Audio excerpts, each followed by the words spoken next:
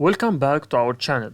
Today we are diving into the essential basics of programming that every beginner needs to know. Whether you're working with Arduino, building your own DIY projects, or just getting started with coding. Understanding these core concepts will help bring your ideas to life. Programming might seem complex, but once you grasp a few foundational concepts, you'll see how simple and powerful it can be. So let's start from the very basics and work our way up. First of all, we will talk about variables and data types. As an introduction for variables, okay, variables are used to store data that your program can manipulate. Think of a variable as a labeled container, okay, container that holds data for your program. It stores your data. Imagine you're working on a project that needs to keep track of something. Like what? We will imagine that we are tracking temperature reading, and these values are stored in the defined variable. Variables store this information so the program can access or modify it as needed. So what are the data types? What are the data types that this variable can store? Okay, data types. Data types are what define the kind of data that a variable can hold. When we declare a variable, we specify a data type to tell the program what kind of data it will store, whether it's a whole number, a decimal number, or a text, or a true, false value. Choosing the correct data type is essential because it helps the program manage memory efficiently and perform operations accurately. Okay, for data types, we have several data types. For the whole number, we use the data type int, means integer. Okay, int what? Int, for example, counter. Okay, this is the data type, and this is the variable that you can name it as you want. Int counter equal 0, semicolon. Okay, in this statement, in this code, we initialize this variable to 0. Okay, for the decimal example, we have a float.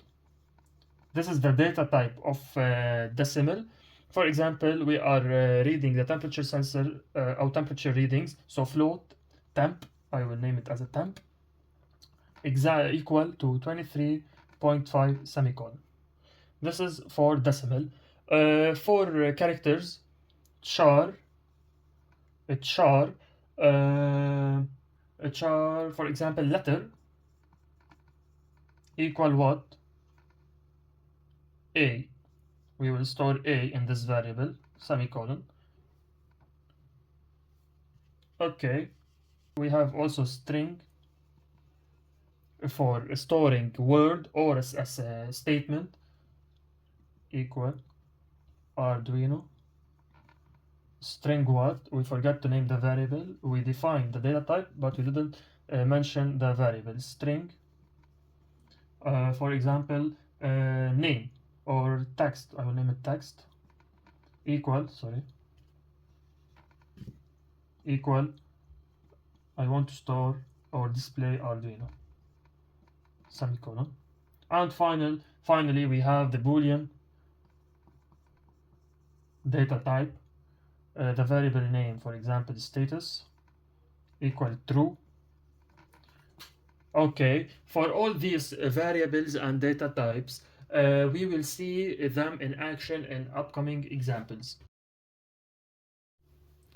Okay, now some basic concepts you have to know since they are used and very important for your code. First, pinMode function. pinMode. Okay, why pinMode is important? Setting the pin mode for each pin is necessary for the Arduino to know how to handle data through each pin. Incorrect configuration can cause your circuit or program to function incorrectly. Okay, by using this function, you choose what the status of your pin. Okay, this function is pin mode, the number of pin you are working on, comma, the mode you want to apply, semicolon. Okay, the number of pin, for example, we are working on pin 7. The mode, it can goes to options, either output, or input. Output option, for the output option, send signal, it's send signal to the used external component, whether the input signal it receive signal from the used component. Okay, for example, pin mode example, I want to define pin mode, which pin I'm using, 7 output.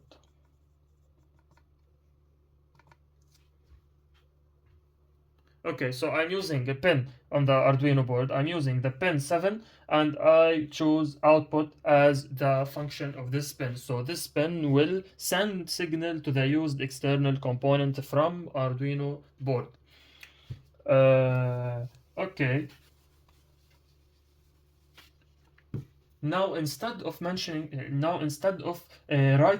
the number of pin you are using in this function, we define a variable that store the pin number in case you want to change it later.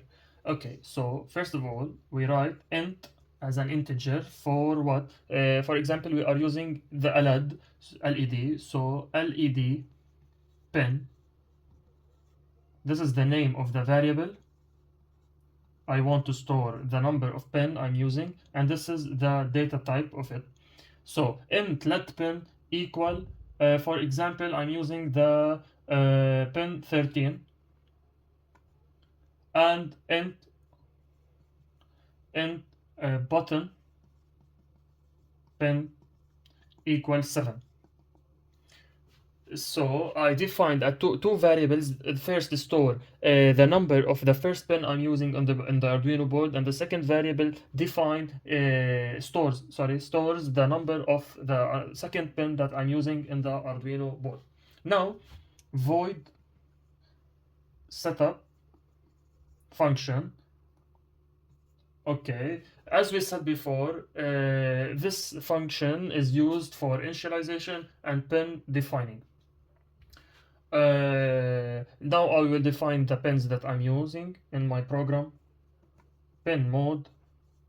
Okay, now what I will write in the number of pin, I will write LED pin. So since this variable represent the number of pin I'm using, so this means 13. Since this variable stores the number of pin we are using. Okay, come on. I need this mode to be output, to send a signal for the LED to blink or to turn on.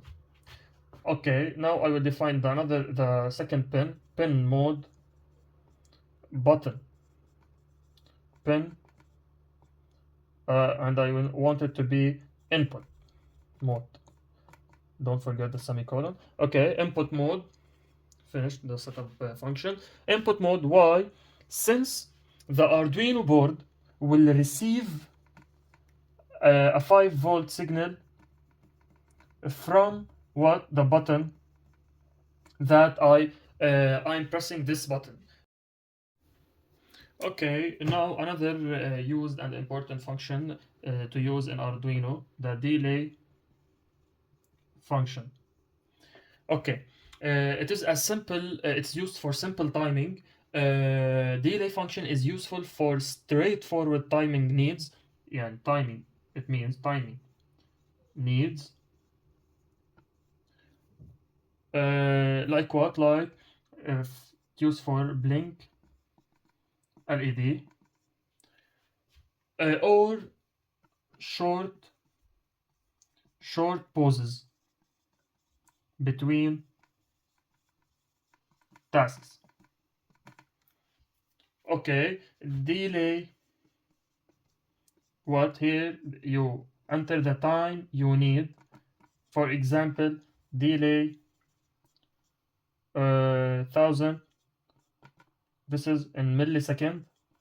So the delay will count 1 second, or will pause between the tasks 1 second.